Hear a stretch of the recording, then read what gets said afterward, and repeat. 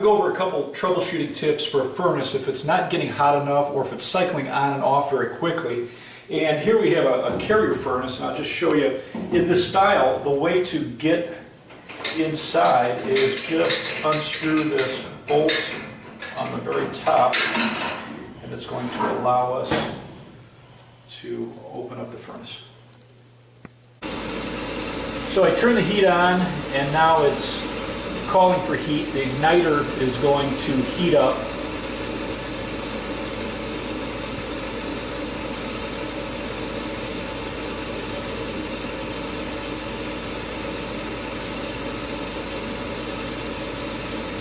And you can see the igniter on the left heating up.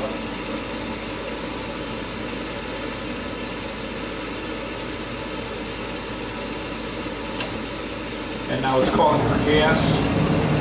And it's starting to ignite the flames on the burners,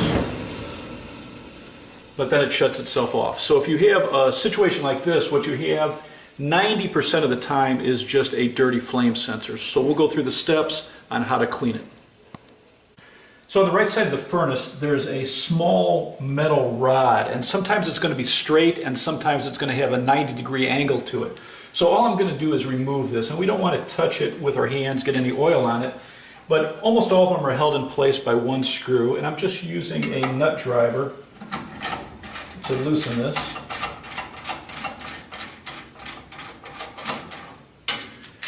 And now I'm just going to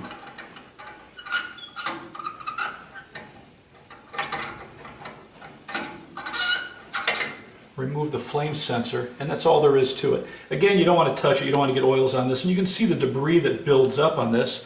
And all you need to do is just take something that's just slightly abrasive, and in this case I'm just going to use a new $5 bill, and I'm going to clean it off. And you can use, if you have a very, very fine sandpaper or an emery cloth, you can use that too. You don't want to be too aggressive because you can actually scratch it and shorten its life. But just by doing something as simple as this, just cleaning this off, we should be able to solve our problem. And if you do this once every year or once every couple years, you'll add years of life to the flame sensor.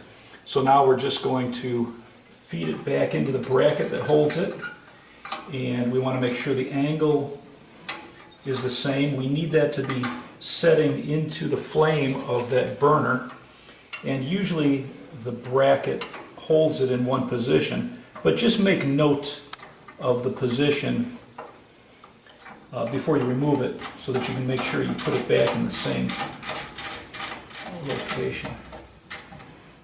So now we'll turn up the heat and see if that solved our problem. Steps. So we turn the heat back up, and we'll see if the flames stay on now.